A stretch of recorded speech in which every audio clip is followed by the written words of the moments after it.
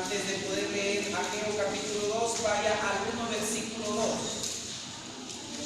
Versículo 2 y después al 5, 8. Y vamos a estar leyendo esa parte de la escritura. Dice el versículo 2: así ha hablado Jehová de los ejércitos, diciendo: este pueblo dice, no ha llegado aún el tiempo de que la casa de Jehová sea reedificada. Versículo 5: pues si así ha dicho Jehová de los ejércitos, meditad bien sobre vuestros caminos, sembráis mucho y recogéis poco, coméis y no os saciáis, bebéis y no os quedáis satisfechos, os vestís y no os calentáis, y el trabajo que trabaja a jornal recibe su jornal en saco roto. Versículo 7: así ha dicho Jehová de los ejércitos, meditad sobre vuestros caminos. Ellos llevaba cargando un saco de piedras en la espalda, y le hace una pregunta y le dice: ¿cómo puedes tú saber? Le dice el inconverso al cristiano: ¿cómo puedes tú saber si verdaderamente eres salvo? Y le formula la pregunta: ¿cómo tú estás tan seguro de tu salvación? ¿Cómo tú me puedes asegurar que verdaderamente eres salvo? Y siguieron caminando unos metros más adelante. La persona que llevaba el saco de piedra lo deja caer y sigue avanzando 2 metros más. Y cuando avanza 2 metros más, la persona le dice: ¿cómo puedo yo saber que se me ha caído el saco de piedra si no volteo para atrás? Y el inconverso le dice: no podrás saberlo a menos que voltees, pero hay una manera de saberlo. Y le dice: ¿cuál es? Es muy sencillo. Si tú te das cuenta, al momento de que dejaste de caer el saco roto, has caminado un poco más rápido. Y le dice: efectivamente, porque el peso que traía yo encima no me permitía avanzar con más prontitud. Y le dice: de igual manera, le dice el cristiano, se nos ha caído un peso llamado pecado de tristeza y agonía y aflicción. Y cuando se nos ha caído eso por medio de la sangre de Jesucristo, es que nosotros podemos decir verdaderamente somos salvos, porque lo que Cristo Jesús ha destruido en nosotros, vaya que ha dado libertad a nuestra vida. Usted ponga mucha atención a los próximos minutos, que creo yo que Dios va a dirigir una palabra a su espíritu y nutrir grandemente su espíritu. No razones el pecado, no lo hagas. Y cuando el pueblo de Israel razonó, dice: así ha hablado Jehová de los ejércitos, versículo 12, diciendo: este pueblo dice, no ha llegado aún el tiempo de reedificar el templo. En los primeros 4 versículos de este capítulo vemos un conflicto de interés aquí: interés del pueblo e interés de Dios. La gente del pueblo judío tenía la idea equivocada, repito, la idea equivocada de pensar que porque Dios se había levantado, que porque las adversidades se habían levantado y conflictos existían, ya Dios no estaba de acuerdo en edificar el templo. Digo idea equivocada, ¿por qué? Porque ellos estaban pensando, y hace 15 años que se había cesado la obra, desde los últimos que salieron y empezaron a reedificar lo que eran los cimientos y empezaron a reedificar el templo. 15 años habían pasado. ¿Por qué razón? Esos 15 años habían pasado y ellos detuvieron la obra por obstáculos que se habían levantado. Y entonces ellos empezaron a razonar. Ojo, aquí voy a explicar el tema, no racionalice el pecado. Ellos empezaron a razonar: yo creo que si hay tanta oposición para que se construya, se reedifique el templo, no es la voluntad de Dios que se reedifique. Usando la razón, habían pensado que por la adversidad que se había levantado era que Dios no estaba de acuerdo. Quiero engancharte con esto: el pecado es terrible. Decimos amén a eso. El pecado es terrible. Todos tenemos la capacidad de razonar. Todos tenemos la capacidad de razonar. Una idea, y esa idea produce resolver un problema. Yo tengo la capacidad de razonar, y al razonar yo voy a producir una idea que me va a llevar a resolver un problema. Es automático en el ser humano. El razonamiento es una herramienta porque me va a dar a elegir con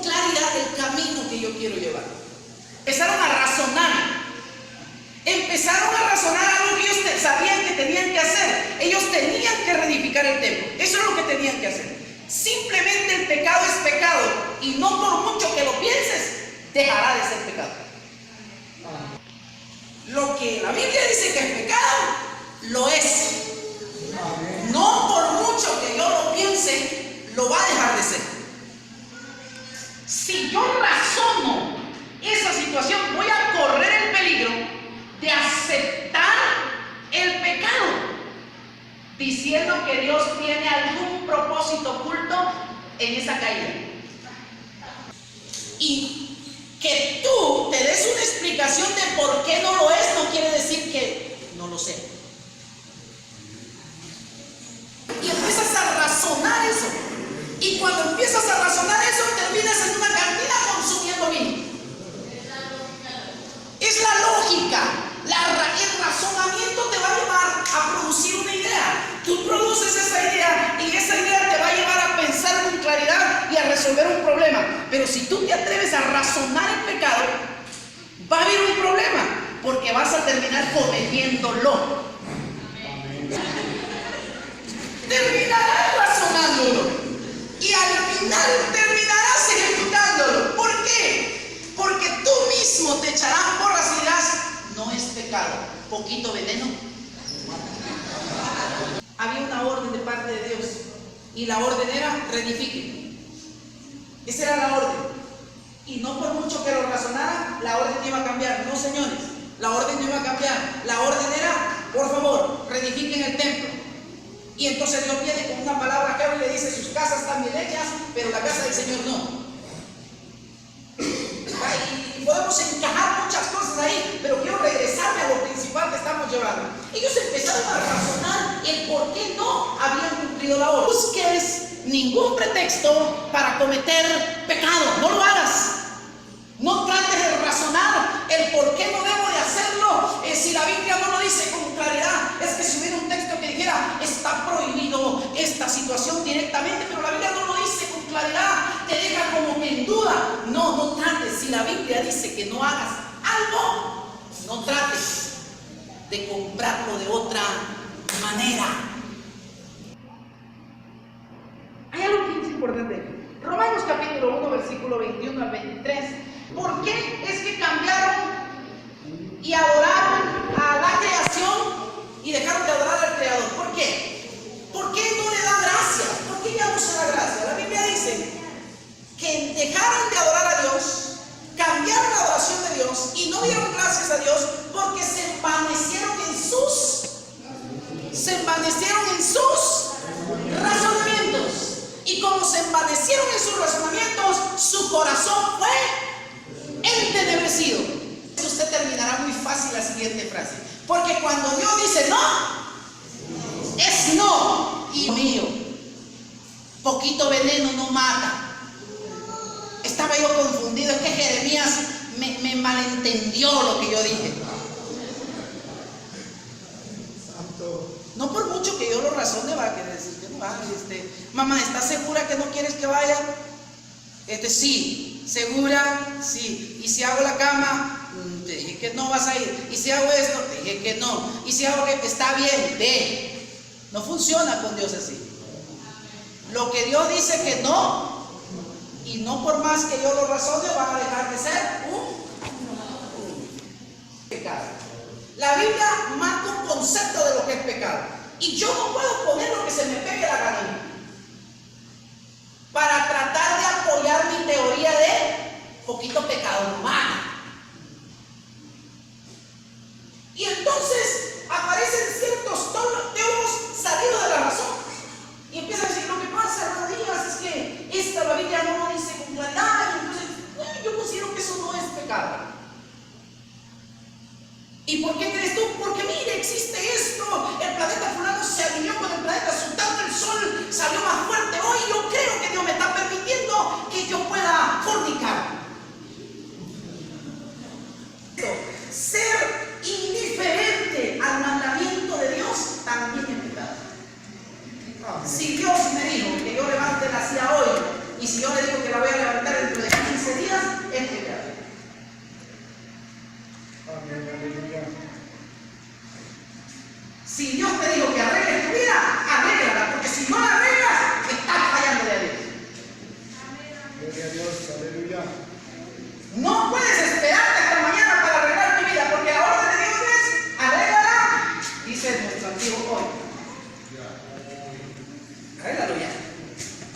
Cuanto más te tardes en arreglarla, le estás fallando a Dios. Cuanto más días pasen y no arregles tu vida, le estás fallando a Dios. Porque le estás diciendo, sí Dios, yo sé que necesito arreglar mi vida, pero sigo. Llevo 15 días después y sí, hace 15 días me dijiste que iba a arreglar mi vida, pero no importa, sigo. Esos 15, 40, 50 días estoy desagradando a Dios porque Dios me está diciendo, arregla tu vida. Y entonces empieza, Señor, es que ahorita estoy muy joven. Lo que pasa es que no tenía para comer y como no tenía para comer tuve que robar. Fallaste, por más que lo intentes razonar, razónalo como tú quieras. Fallaste. Hay que pedirle perdón a Dios. Hermano, pero es que no tenía nada para comer. Pues díselo al Señor, si Él te creó y no tenía nada que comer, algo tiene contigo. Pero no me lo digas a mí. Obedécelo a Él. Pero hasta hoy hay algo que se llama providencia. Y la providencia le grita fuertemente, porque Dios no se ha dejado sin testimonio, dice Hechos, sino que da al hombre lo que necesita el hombre para comer. Amén. Entonces yo no puedo decirle, Señor, tú sabes que mi familia tenía hambre, y como tenía hambre, pues tuve que robar. Dios no va a entender eso. Dios va a decir, solo arrepiéntete. No trates, si ya razonaste, te diste cuenta que encontraste una explicación de por qué querías pecar, pues ya, no trates de convencerme de algo que no me vas a convencer. La única manera de que quebrante mi corazón es que digas, Señor, perdóname. Amén. Perdóname por meterle razón a algo que no debo de meterle razón. Tampoco estoy diciendo que caminen como zombies y que no le metan razón a nada. Estoy diciendo que cuando hay que pensar algo, hay que pensarlo si trae solución. Pero el pecado, no pienses si es o no es pecado, algo que ya sabes que no está de acuerdo con la palabra de nuestro Dios. Amén. Robar es robar. Es que es un peso. Sí, pero te lo está robando. Pues sí, pero ¿para qué sirve? ¿Para qué lo quieres?